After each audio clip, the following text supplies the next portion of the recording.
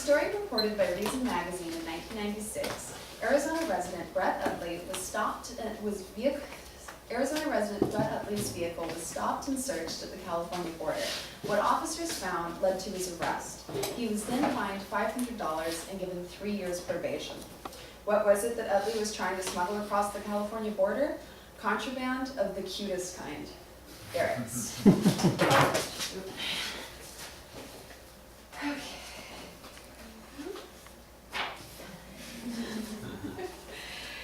Ferrets are a member of the weasel family.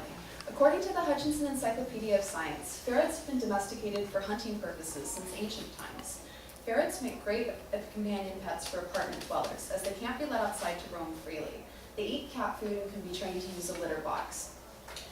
Ferrets are very friendly and energetic, and many ferret enthusiasts refer to them as kittens that never grow up. Although it's difficult to pin down a number, the American Pet Products Manufacturing Association estimates that there are as many as 500,000 ferrets already residing in the state of California, according to a 2008 article in the San Francisco Gate. Ferrets are legal in the rest of the continental United States, but California treats otherwise law-abiding citizens like criminals merely for their choice of companion animal. So first I'm going to talk about why it's a problem that ferrets are illegal, why it matters to all of us. Then we're going to look at why ferrets are illegal in the first place. And finally, I'll look at some ways that we can all help legalize our furry friends. So first let's talk about why it's a problem that ferrets are illegal. The California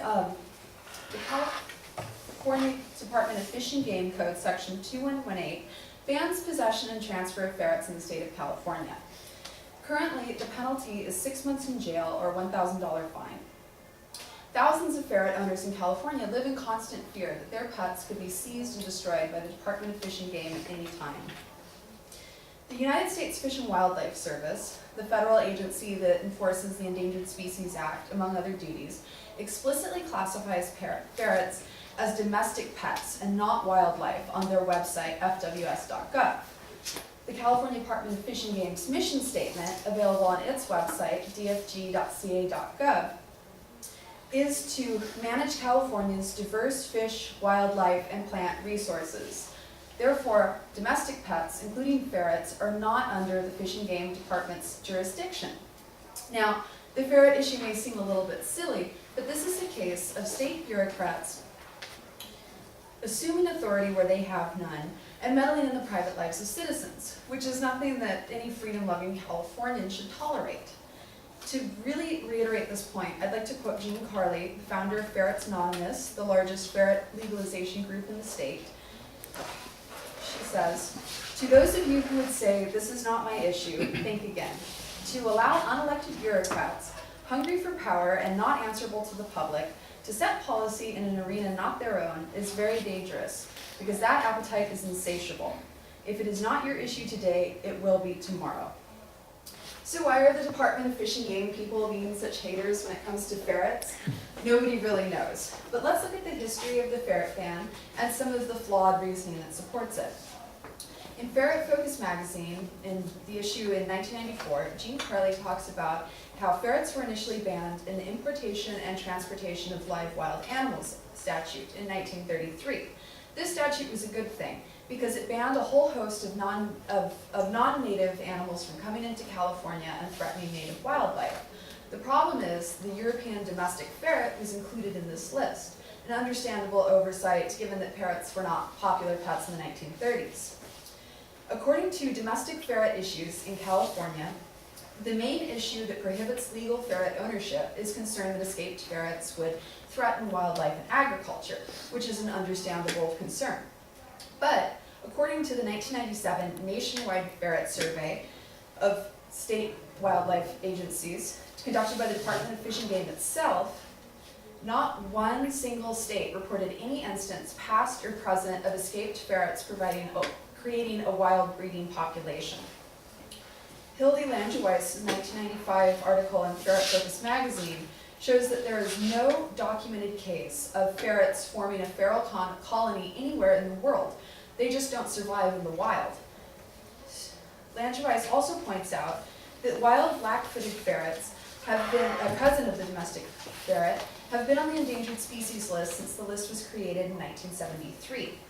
The only thing that has helped the black-footed ferret survive is captive breeding programs. So it's a bit of a stretch to think that if the endangered black-footed ferret can barely survive, its cousin, the domestic ferret, is suddenly going to go wild and run rampage all over California. So now that we've seen that the ferret ban is totally irrational and unfair, I'm sure you're all wondering what we can do to help legalize ferrets. Pro-ferret organizations right now are trying to draft an environmental impact report to show lawmakers that ferrets pose no harm to the state.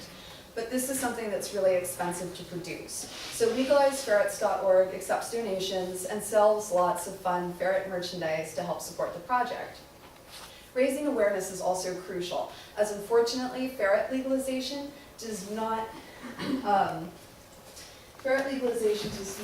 enjoy a lot of popular support. A recent 2007 article in the LA Daily News said that ferret legalization is less popular than gay marriage in the state of California. So correcting misinformation about ferrets is a simple and effective way to help the ferret legalization cause. So to wrap things up, let's just review what I've talked about today.